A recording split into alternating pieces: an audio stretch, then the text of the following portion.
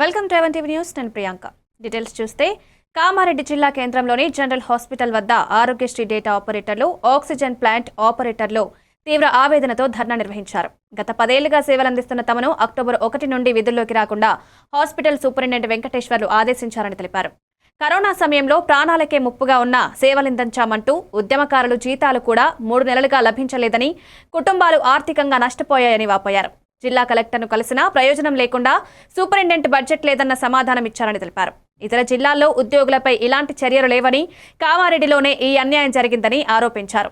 వెనుతిరగని పోరాటం చేస్తామని, అవసరమైతే కోర్టు వరకు వెళ్లేందుకు సిద్ధంగా ఉన్నామన్నారు.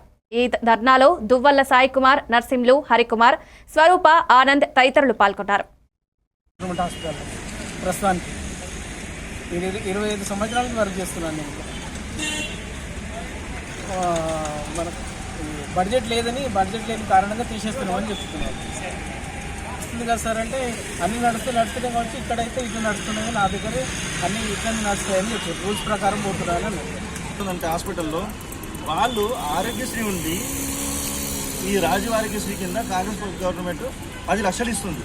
ఈ 10 లక్షలు ఇచ్చినా కానీ ఇక్కడున్న సూపరింటెండెంట్ మేము పనిచేస్తున్నటువంటి వాళ్ళను పని చేయించి వాళ్ళతోని పైసలు కట్టించి 20,000 10,000 నేను కావాలంటే పేషెంట్ వాళ్ళని కూడా తీసుకొస్తాను. పేషెంట్ ఉన్న వాళ్ళని కూడా నా దగ్గర 4-5 నా దగ్గర ఆల్రెడీ నా దగ్గర వీడియోలు కూడా ఉన్నాయి. నేను అవి కూడా హైకోర్టు సబ్మిట్ చేస్తాను.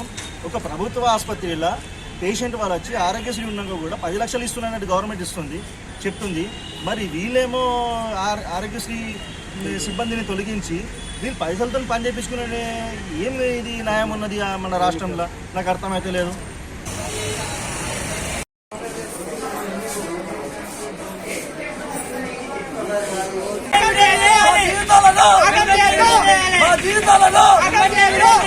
మా జీవితాలను